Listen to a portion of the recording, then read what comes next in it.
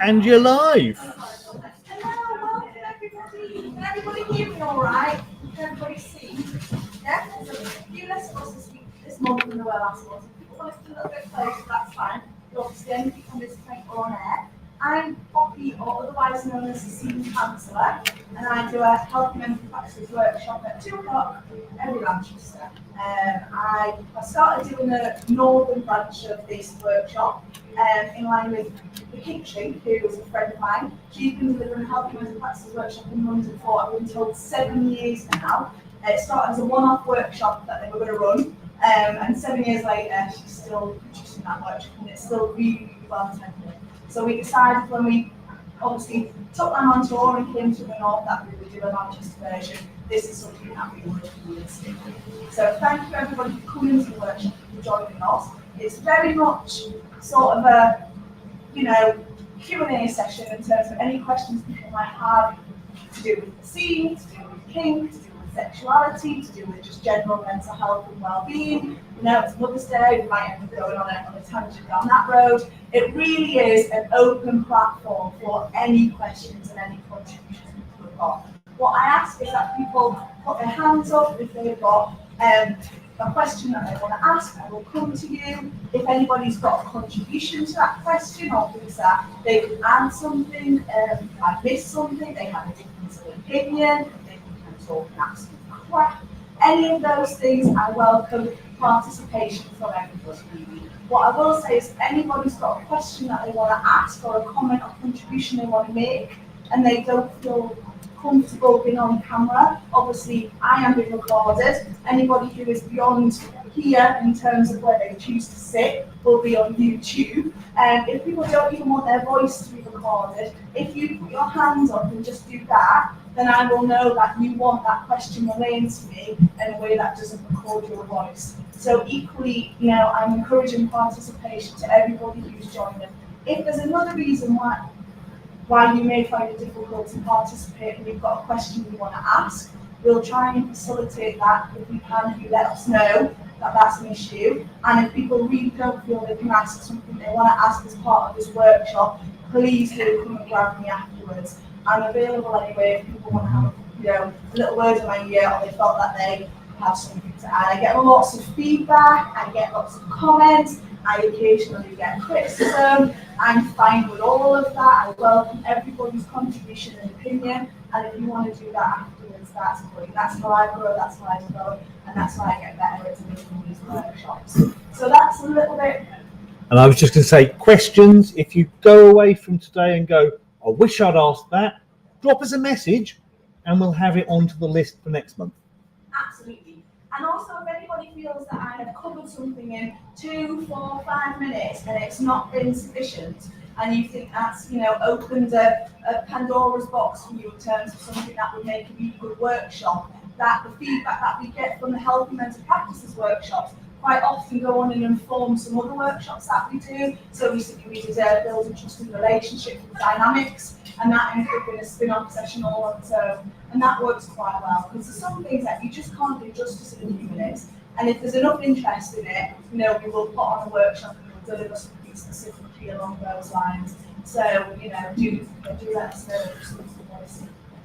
One piece of feedback I will always say at this stage is that if it's a question in your head, it's almost certainly a question in someone else's head. So by coming forward and asking it, you're actually helping everyone else, because we all have the same common questions. Absolutely. And in these workshops, if you go back and watch, which you're more than welcome to do, go back and watch some of the pre-recorded workshops that have been delivered, there are definitely themes that come up within the workshops. And that depends on how many, the percentage of the people who are quite new, who've been around for a long time. The nice thing about the LAMchester events is that they tend to attract quite a lot of people who are quite new in their exploration of BDSM. So some of the questions in terms of how we start initiating contacts and scenes and relationships do get asked, but there are absolutely no stupid questions. And even when we explore something that has been explored before, because we have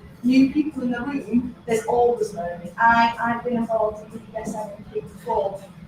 about 15 years now I've been involved, it's a little bit more than that. I've been a mental health practitioner and then a therapist with my own practice a little bit more recently for the majority of that time as well. And the scene is evolving, the culture is evolving, the people involved are evolving. So, even subjects that you think you cover a lot, the answers to that change and the opinions of the people who come up and contribute to these workshops add a new element of dimension to the answers to those questions.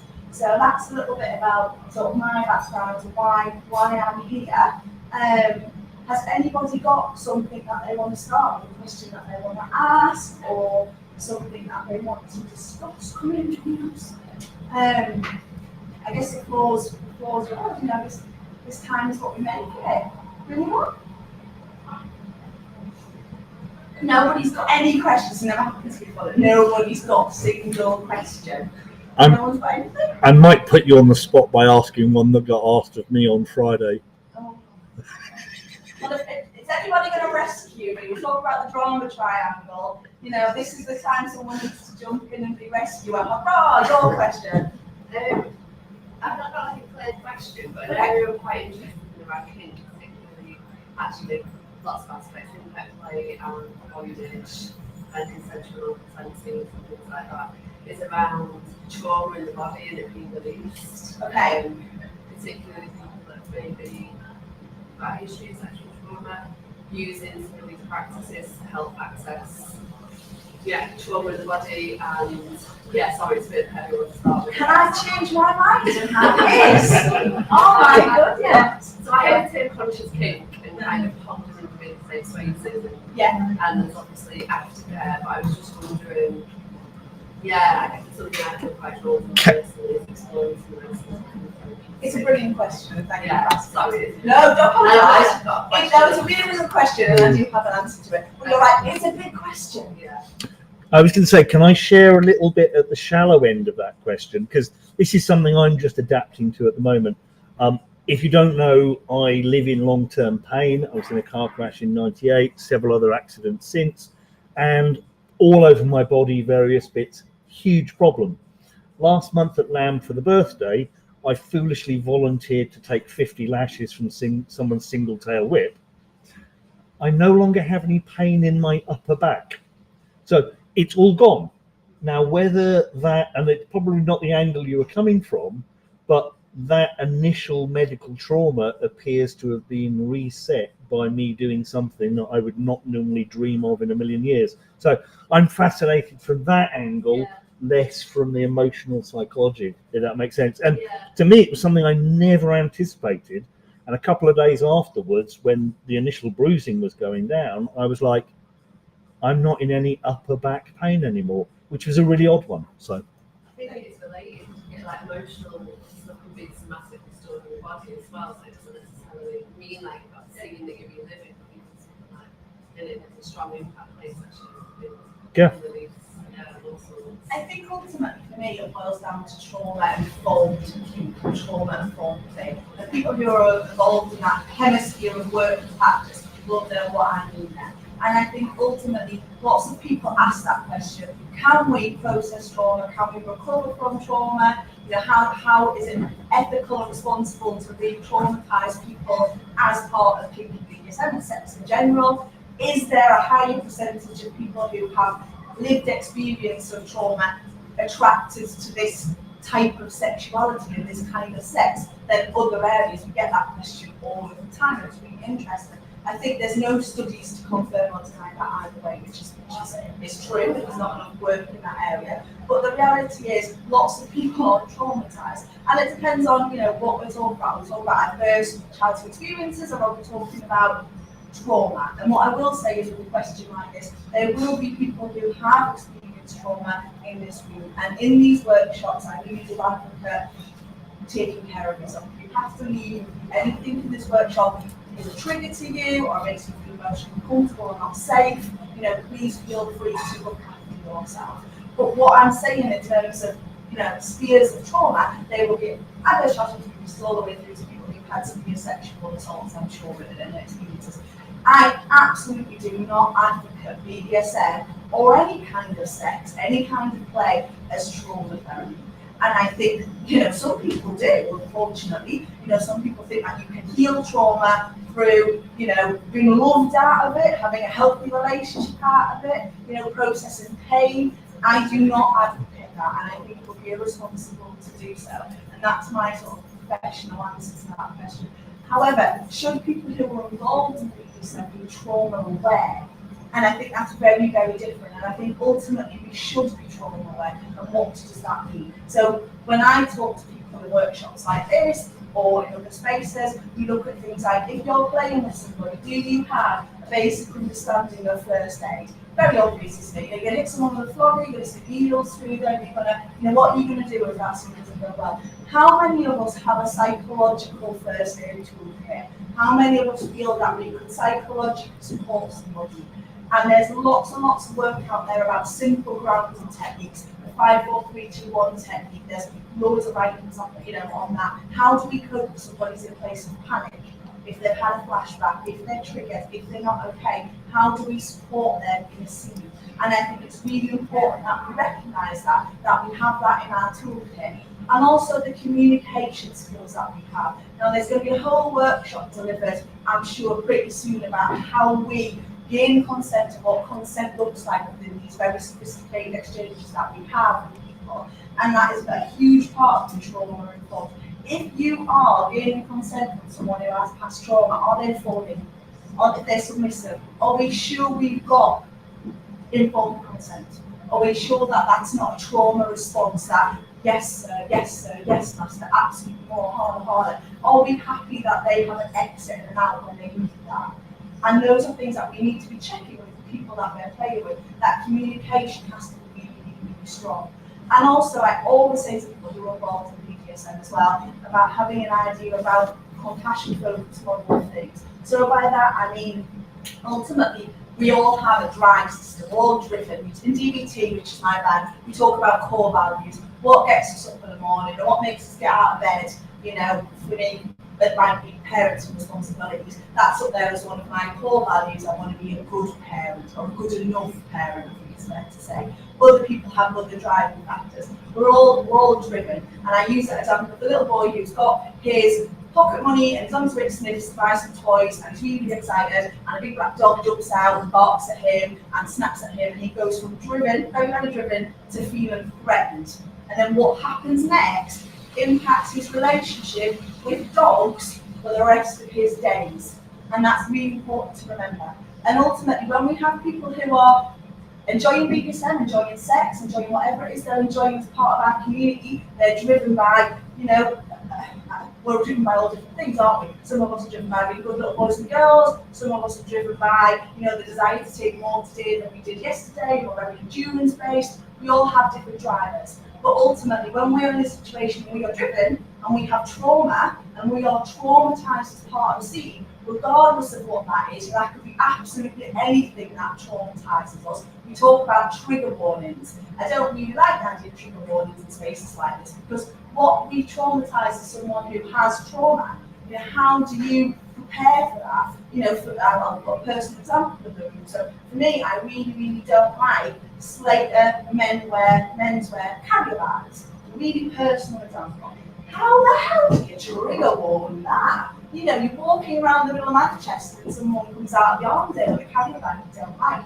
You know, what do you do about that? If there's things you've got, you know, a high probability of seeing in an environment like this, there's obvious ones. Let's say belts, for example. Are we going to talk to the people that we're attending that like to say, if somebody does that scene, I need to take personal accountability, we're going to go somewhere else. This is what we're going to do. We're going to pre-mortem go to an event because I have trauma. And we're going to talk about, if I become re-traumatized, what that looks like, what I might need. And that goes back to what I was saying about the compassion focused model. When we are driven, and we're enjoying sex, either publicly, privately, play, BDSM, and we ultimately feel threatened, whatever that threat might look like, it might be somebody pushing us a little bit too far with consensual non-consent, or it might be a carrier bag, you know, who the hell knows, and everything in between, we are going to feel threatened. We're going to have a reaction. And have we got a toolkit to deal with that reaction? And then ultimately, what do we need? Yeah, because do you know, if you have a lived experience of trauma, do you know what comes next? Do you know what you need? And in that, within the model, we call that soothe. Now we call that all different things, don't we? We call it aftercare in BDSM. You know, what aftercare does somebody want? But how does somebody be soothed when their threat system has been activated? And you know, to add some science to that, when that limbic system is activated, a whole host of things go on. So you've got cortisol, you've got adrenaline, you might not think straight, you've certainly lost wise mind, you're not rational, you're emotional, you know, you might lash out, you know, and again, put a little bit of me in there, you came around from general anaesthetic once broke someone's nose. You know, absolutely had no control over that. Am I always punching you in the face and breaking your nose? No, not at all. But is that capability and capacity within me in a certain set of circumstances? Yes, it is. So have we had those conversations with people? So from that perspective, that's what I mean when I talk about trauma informed. Do I think that we can process memories like we do in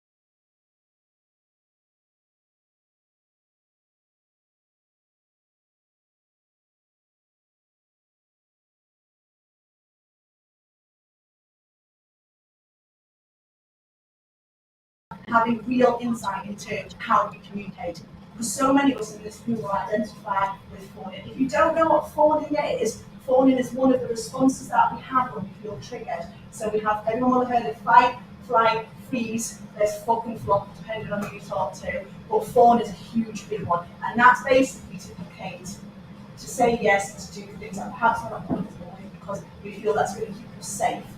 And that is an issue. There's a really good right by the should problem that you've not heard of that, don't know what that is. So because of that, we see, unfortunately, interpersonal relationships break down, and then in a small community like this, you can imagine before that. So in terms of trauma specifically, depending on how far you want to go down that road, I can never say I think BDSM is good for people who have been traumatized.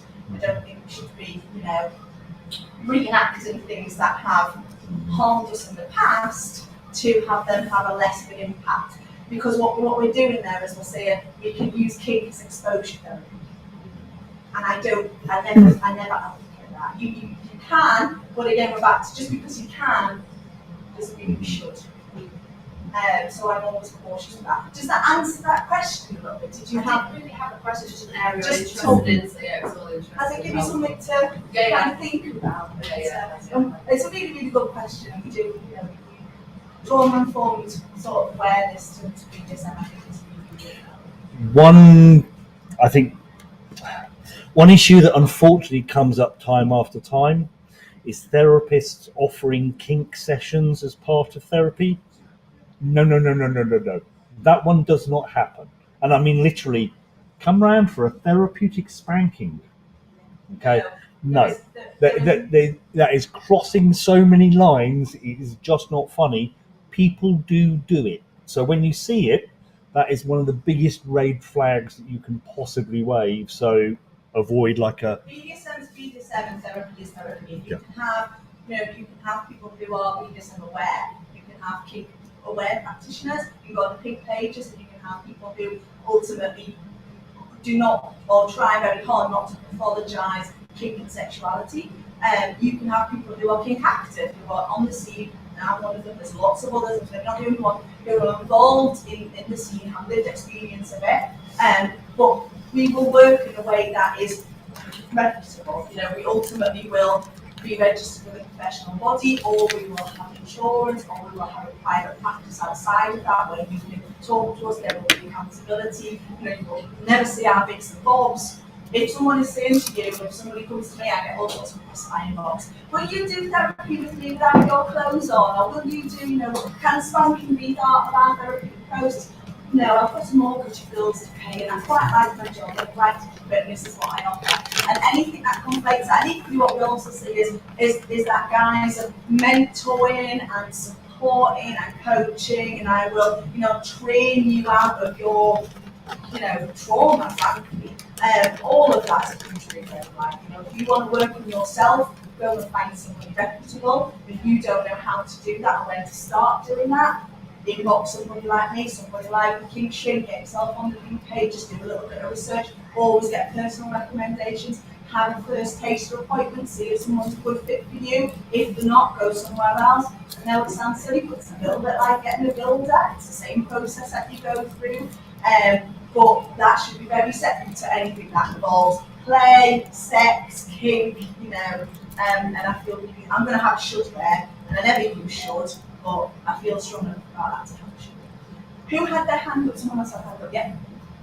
In response to that, do you think it would be a good idea then to do like actual mental health first aid actual workshop here then, so people do understand like actual mental health first aid in response to like the cooling down sessions, and also spotting people getting triggered by other people's actions when they're playing and stuff? I think ultimately that's what this space is, if I'm very honest. Yeah. It's been running for a very, very long time, and I think this space is an opportunity to talk about these things. And a lot of people, if I don't know how many people are new, but if you talk to people who have been on the scene for a little while, and they talk about 5, 4, 3, 2, 1 method, or they talk about how to ground, or they talk about their knowledge about how to help somebody with panic, a lot of them will probably say that knowledge has come from attending these workshops. And even what we're talking about today, I hope some people might go away, look at compassion focused model. Some people might go and look at Deb's writing about fawning. If anybody wants to talk to me about grounding techniques afterwards, we can. But that is what this place is about. If you're saying, should we do something kind of like a weekend retreat in terms of psychology and mental health, I think that's a really, really good idea. And it might be something that has got wings and does grow and develop into a standalone retreat almost. Yeah. Because I just think, we can, some of us which are more educated, which have done like accounting, especially this one here, we all are sort of aware, but then when people sort of start entering these sort of actual markets and they don't interact, and then they start putting themselves at risk and all that sort of stuff, I think it would be nice to their sort of to be a retreat or something like that, so we can understand kind of sort of like the basic psychology and the basic kind of first aid after that sort of process. And I agree with that, and I do agree, and in actual fact that's something that this is not the first time this has been discussed, Not even this weekend. That's an idea that is already in the pipeline, and I will say it's a very good idea and it is needed.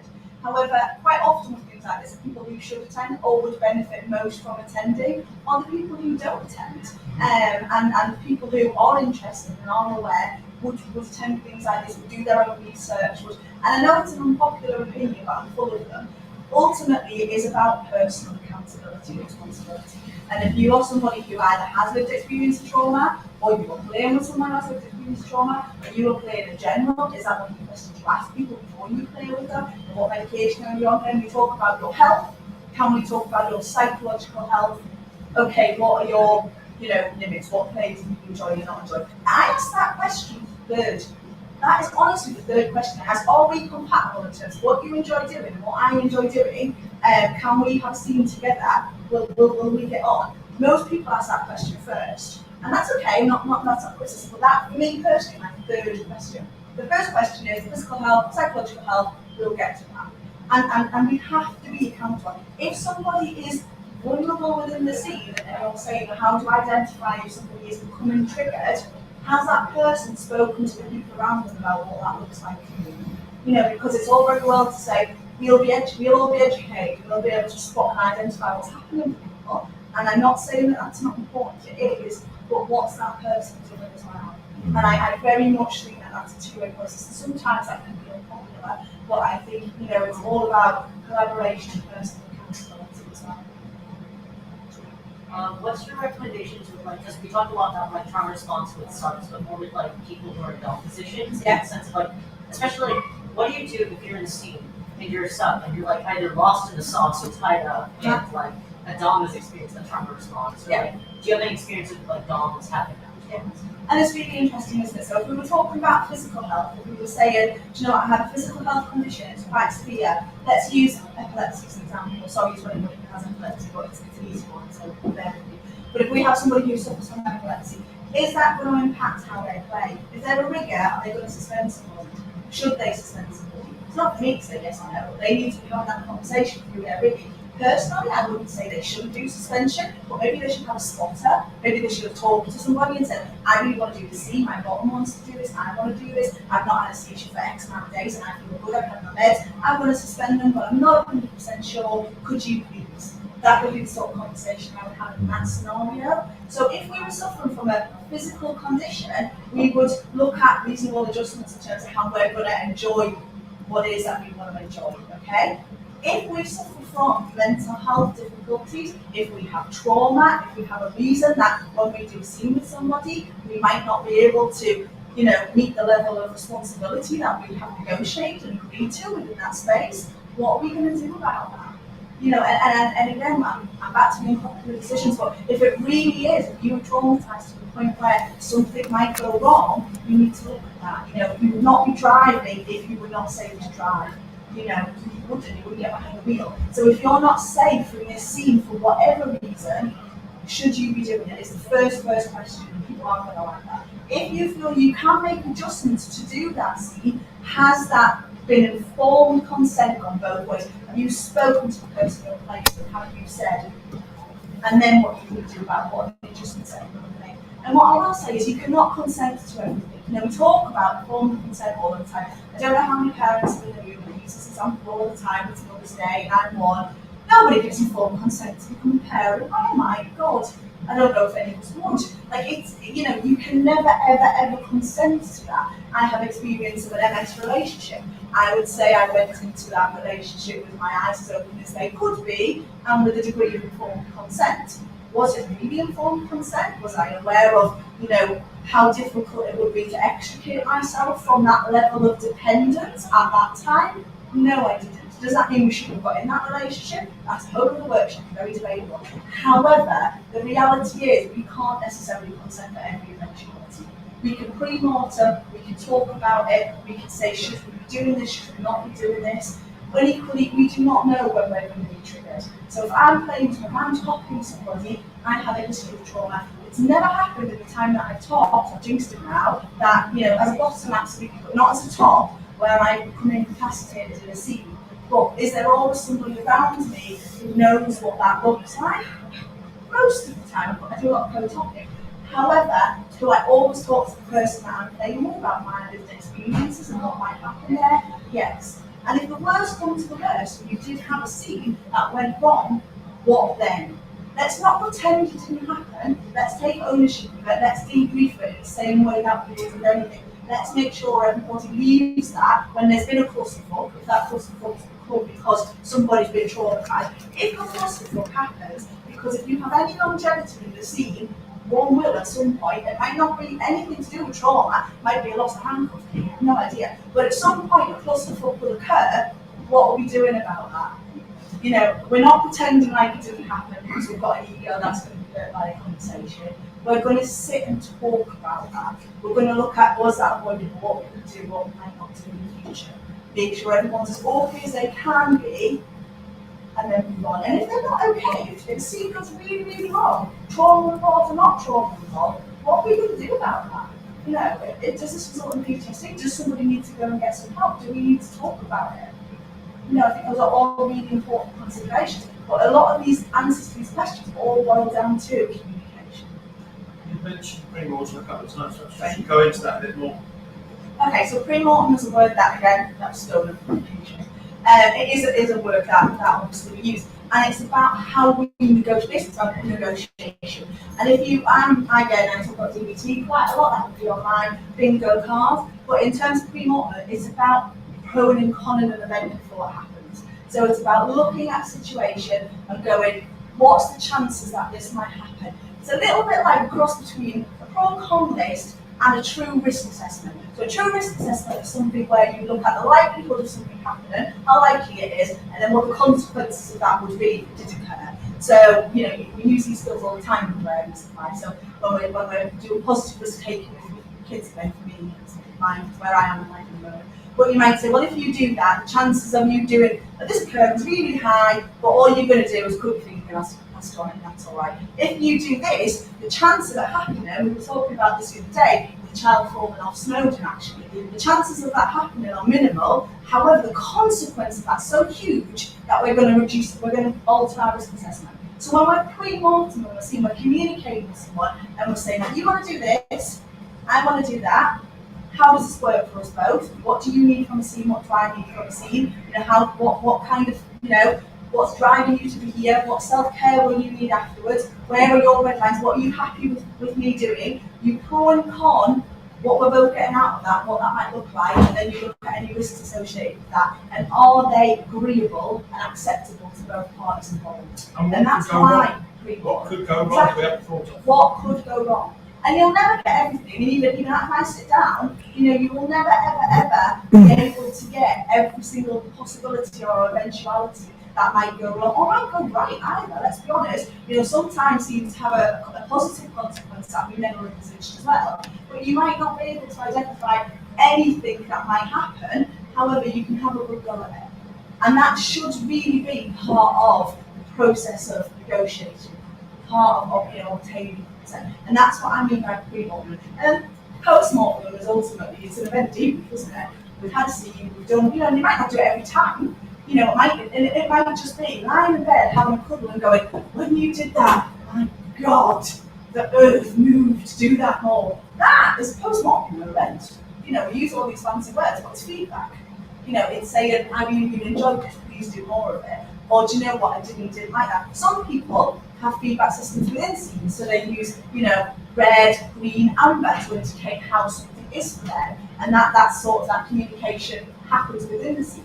Some people will talk about scenes afterwards. Some people will talk about the things that they do regularly, their bread and butter scenes, but if they do something unusual, they'll talk about that. If we've got a new partner, ideally we should be talking a little bit more, if that makes sense. But all pre-mortem means is that negotiation at the beginning, but a very, very considered negotiation. Like I say, if you don't know what pros and cons is and how to do pro and con, you know, Google, literally Google dignity pro and con worksheet. That will give you the basis of how to go through this kind of thinking, this kind of process. And also, you know, when you are giving feedback to partners after the event, you know, think about it. I mean, there was a real interesting thread on FetLife recently, again, that Deb started, and it was basically about who's faked an orgasm, right? And it got loads and loads and loads of replies, and I won't get into the do we fake, should we fake, who fakes, who doesn't, but ultimately, it was about faking an orgasm. Faking an orgasm is ultimately providing feedback that's not accurate. That's what you're doing there. You are post-morteming a scene in a way that's not transparent. It's not authentic. I understand why people might do that. I've posted myself. I've done that for lots of reasons, and we do that. But it's looking at why do we do that, and what we're telling the person we do that. So for me, it's all about authenticity of feedback. That's what pre-mortem is. You, the person with wonderful hair, had their hand up. What were you going to say? About the thing to look at thing. Yeah. Sometimes there's a lot of pressure to come, and sex shouldn't be about coming. If I want to take an orgasm because I'm having a good time and I want to move it to the next step, why is that bad thing? Like, if everyone's happy, Yeah. you know, because sometimes you just can't come, and it's not that they're not doing something good. If maybe they've had too many drinks and they can't come, you know, like, I don't know. No, and I really welcome your comment. And if you've not seen this thread, have a look at it. And it has, I think it got to hundreds of comments about the reasons why men, women, and every gender in between have faked an orgasm at some point in time. And some of it is from this side of the slash, some of it's from the other side of the slash. You know, it doesn't differentiate, you know, everybody does it and the reasons why. And I'm not saying it's a bad thing to do. To be clear, I'm not telling people not to do it even. If that works for you in that moment in time, and that's what happens, and that's fine. But let's be real about it. Let's be frank. Let's call it what it is. Ultimately, it's a lazy form of communication because you want them to move it on, or you want them to, there's an underlying motive and reason for it, and for whatever reason, no criticism at all attached. It's easier to do that either emotionally or physically or from a time perspective or whatever. You think that the emotional impact on the other person, because that comes into it, might be better being tamed and managed by doing it. There's absolute reasons for it, but what it is it's delivering feedback. That you are delivering feedback. You are post-mortem, whatever it is that's happening in that moment, be it sex penetration, play, toys, fingers, and you are saying, that's had this outcome now, which it hasn't, let's move on. And if that's how you want to communicate, choose to communicate, that's okay. I've communicated like that as well. However, what I would say is, perhaps nowadays, a little bit later on, when I am pre-mortem and the relationship is I've communicated, I might talk to the person about, I do this is why I do it. How do you feel about me doing that? Should I do something different? Are you happy that this is occurring? This is why it's occurring for me. You might not want to do that. It's it's always very personal. communication. No one ever thinks orgasm when masturbating. No. Well, that's interesting. I would argue with that. I would say ultimately people do fake orgasms when they're masturbating for somebody else. So if you're masturbating as a show, which people do all the time, like the transfer of people who are in sex work would do that. People who are in relationships where they really want it to be a show, they want it to be an exchange of pleasure, they might fake an orgasm. Okay. Do people fake an orgasm on their own? I don't know. That's fine, yeah. Do they?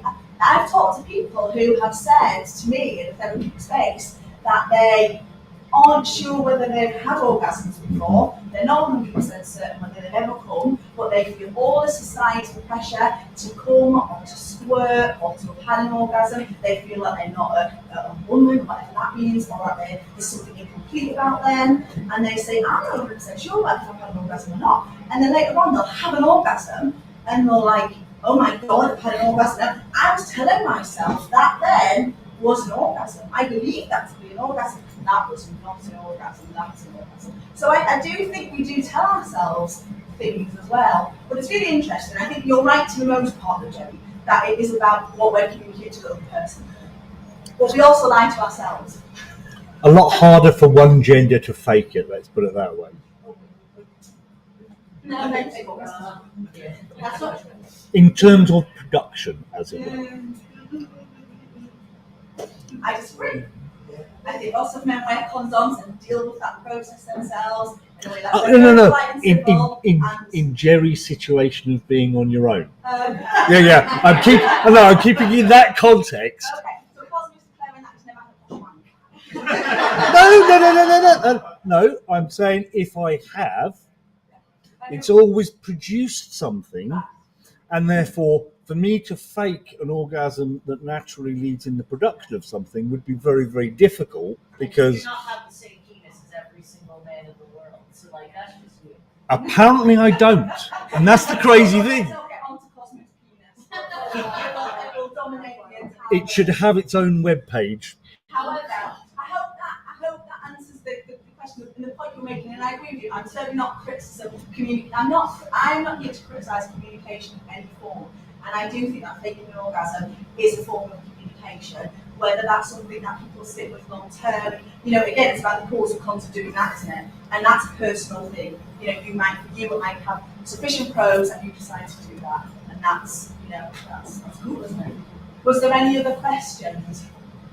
Anyone else? Yeah. I wanted to get your opinion on kind of feeling of maybe regret or shame after, in the moment, you really enjoy something and you know that that's what gets you off. Yeah. But when you're having like a low self-esteem day and you just, it's easy to say you're sex positive with other people, but introspectively, we probably all have like moments of shame.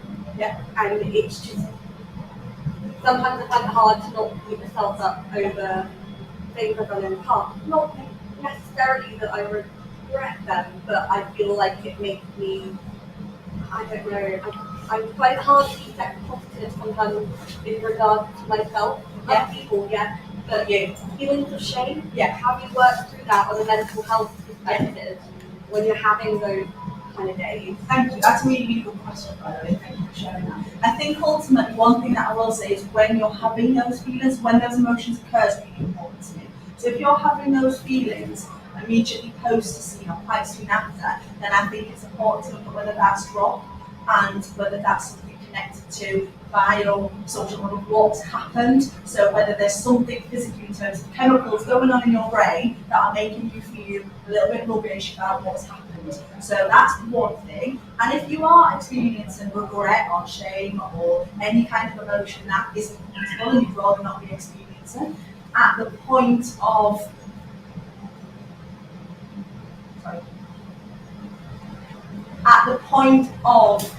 the play taking place, then I think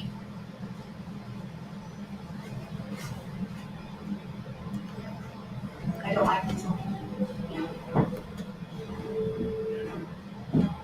So what I was going to say is, if you're experiencing something at the point of an incident occurring or a scene taking place, you need to make sure that that's not dropped. You need to make sure that's not connected to that scene. You need to make sure that the communication involved in that scene was sufficient. Are you happy that the communication and negotiation that took place at the point of that scene occurring was okay? Because what might have happened is something has happened that was unexpected. It was beyond what had been consented to. You'd said, do you know what, I really want to do an impact scene. Canes weren't mentioned, Kane came out. I don't feel great about Kane, I've got marks now. I feel really negative about that, I don't feel great about it. I wish that had never happened. So that's an issue to do with what has occurred. So I would say that's a circumstantial environmental scene-based issue. And that means better communication at the point of play, and it also needs some examination of whether it's drop, whether this is something that's happening to me. Does that make sense? Because I know I got a little bit distracted with what I'm saying there. Also, though, what I will say is, if this is later on, if you're saying, do you know what, these things have occurred, this scene has happened, I don't feel great about this. And that quite often happens from a top perspective as well. You know, you will hit somebody, we will do things that socially and culturally are considered to be not okay. You know, we look at, you know, if you're going to hit someone, you're going to slap their face, you're going to punch them, you're going to give marks, and you're going to tell them what to do, you are inherently not a good person. That is something that is deeper. So that is about our relationship with ourselves, rather than what our relationship with what's happened in the scene. So that's a little bit more ingrained. And then it's, what do we do about that? How do we manage that? And so for me, I would say, if you're not familiar with the idea of radical acceptance, that's something that I would look up into. So ultimately, when we all find our tribe, and we all come to our first BDSM event, and we say, oh my God, these are my people, it's full of kinksters and perverts and people with pink hair and people wearing Care Bears, and I fucking love this. We accept ourselves. And we're like, okay, we found our people, found our niche. There's more people like me, it's not just me. I'm a little bit more acceptable, but I'm more acceptable to myself. We then look at our core values and think, well, what drives us?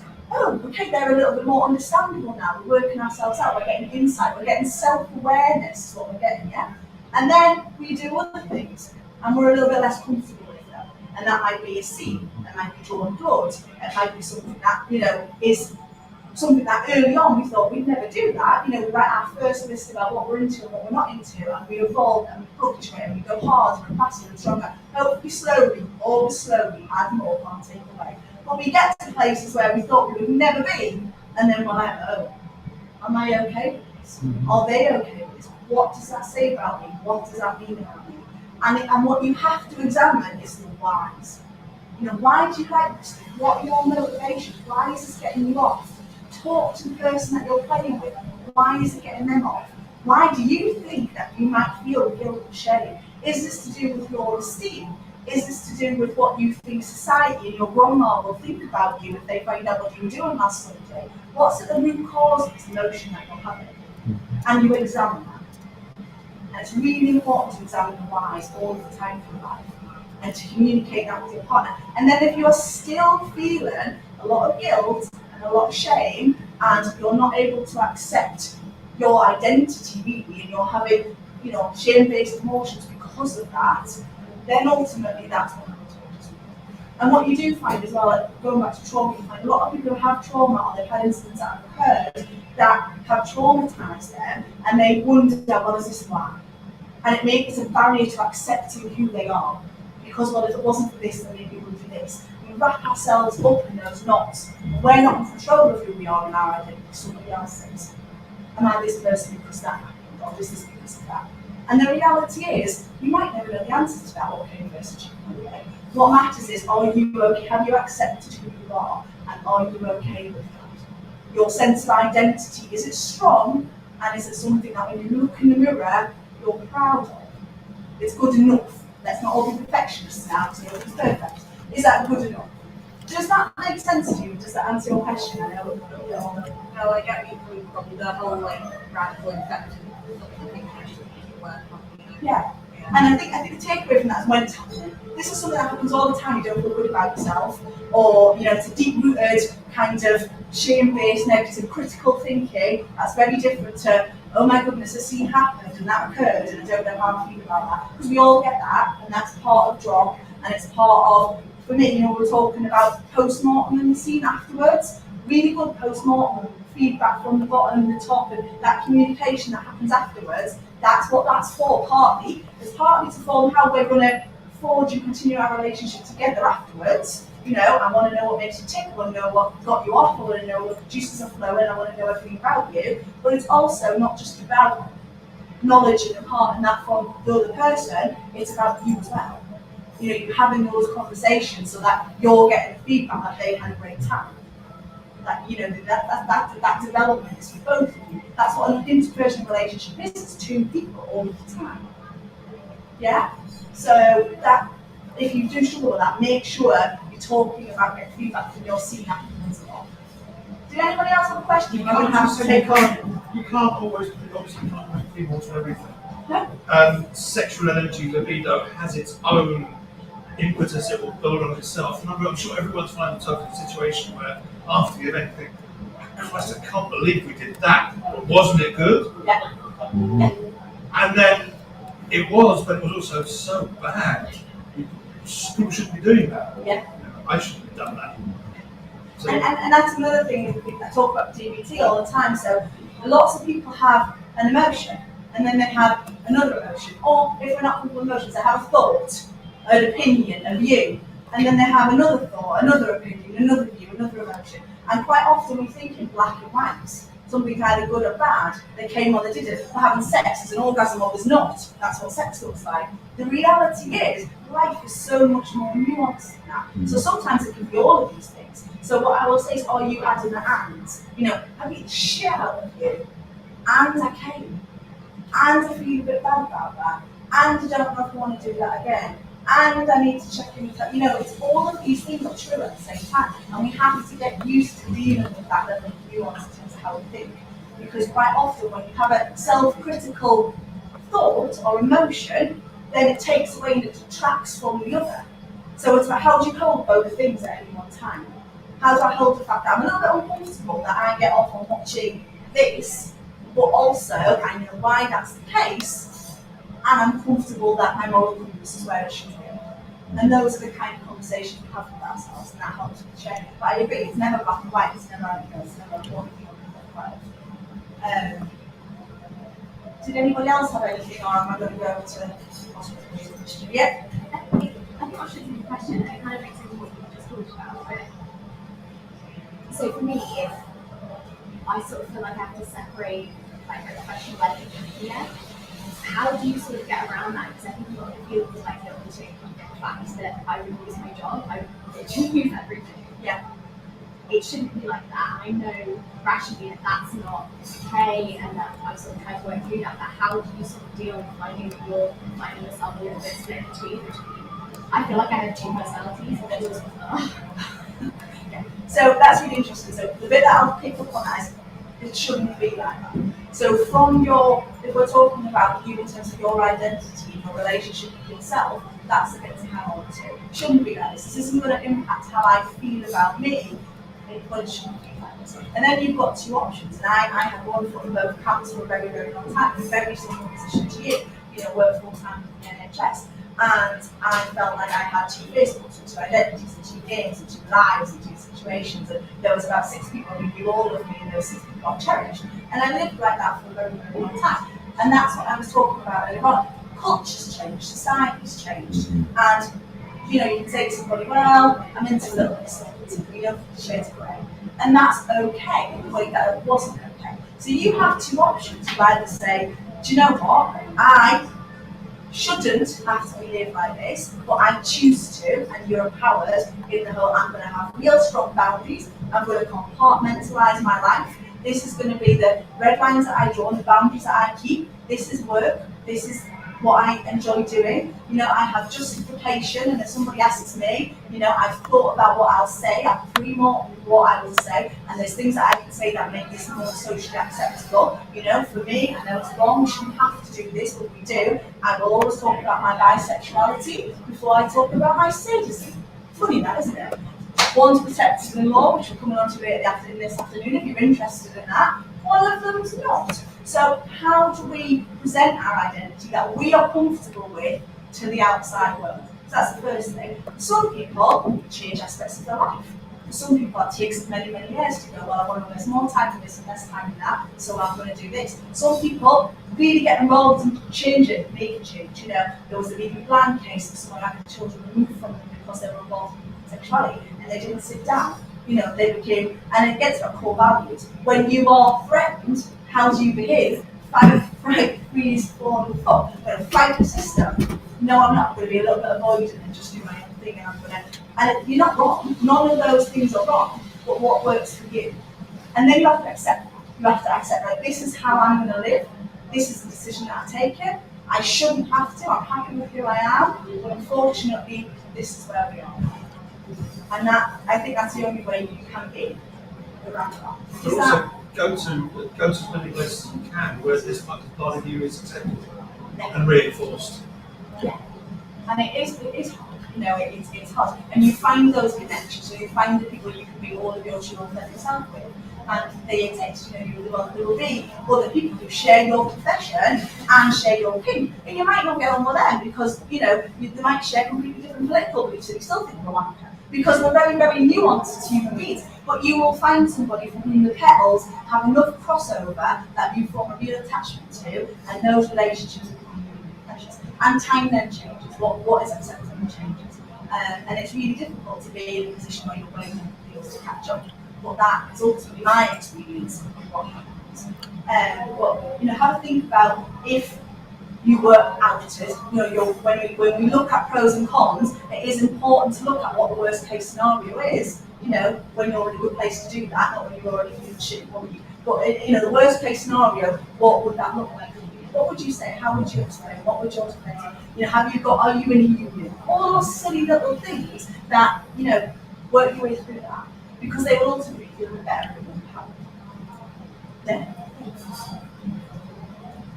What was your question? Well, it's kind of not so much a question. It was a question that I was asked on Friday, and I think, particularly at the end of this session, it makes a really very relevant point. So I was asked by someone who's completely vanilla on Friday if you can still have sex after the menopause. That's really interesting. So I've talked to kids recently about doing something purely on menopause. And I think menopause is something that's not discussed enough in terms of the impact it has on your memory, your recall, your ability to function, you as an employee, you as an employee, but also sex. What we would consider vanilla sex, and certainly pain thresholds, tolerance, endurance, all of those things that come into BDSM are massively impacted by the menopause. We as people who experience the menopause, whatever gender you identify as, I think we are quite uninformed. I think people who don't experience the menopause, for the most part, are even more uninformed. And I think we are now seeing a drive in this shifting culture. So we're seeing NHS trusts who now have policies about menopause. They always had pregnancy policies about what we do when women are expected, but there was never any policy about what happens when someone's, had a meal time holding down their job because they're going through menopause. Some people still feel pregnancy, they have a great time and they have a baby. Some people, it changes their life. It's exactly the same with the menopause. Some women are great, some people are great, some people are not so great. So ultimately, we need to be more aware of the impact. So I think that's a really good thing to do, to start the learning session. Yeah. And to me, Yes. yeah, to me, part of the wall that hit me was this: Christ, if I'm the only person in your life that you can ask this question of, I need to give you the best possible answer. And it literally, there was so much kind of pent up in the person of, this is on my mind, it's a major issue, who can I ask? None of their normal peer group were accessible. Husband, totally inaccessible on it, didn't even bring it up with the GP. So it's like, everyone has a question waiting to get out. Ask There's it. lots of menopause support groups out there now, and it is a real, it's a key agenda within certain sort of health frameworks. You look like you know a lot about menopause. Me? Yeah, like professionally. So, it kind of came back round what I was going to say. Right, okay. Bringing it back round to the orgasm. I think the opposite end of the spectrum to that is children, like young adults, not knowing what an orgasm is, the shame of masturbation. I was well into my late 20s before I was open with partners about masturbation, about any long-term. If it was just a quick thought, it didn't matter. Like, I'd tell them everything, but anybody I was in a relationship with, it was, you know, that time, it was almost like, well, you're not, it's not that you're not hitting the buttons, it's just that you're not hitting them enough. Yeah. So, I won't lie, 9 times out of 10 I do prefer it on my own. Like, Yeah. I know what I like. But I think going back to younger adults, and they don't know what a real orgasm is, and there's this shame around it. It's pretty obvious that sex education in this country is a shambles. You know, and I think that would be the opposite end of the spectrum. There's no one for those children to go to. I mean, I've got a 16-year-old stepson, and I'm kind of, with his dad, toying with the idea of, do we have this conversation? Do we open up the safe space? Is it going to make him uncomfortable? Is it going to be the right thing to do? But I feel like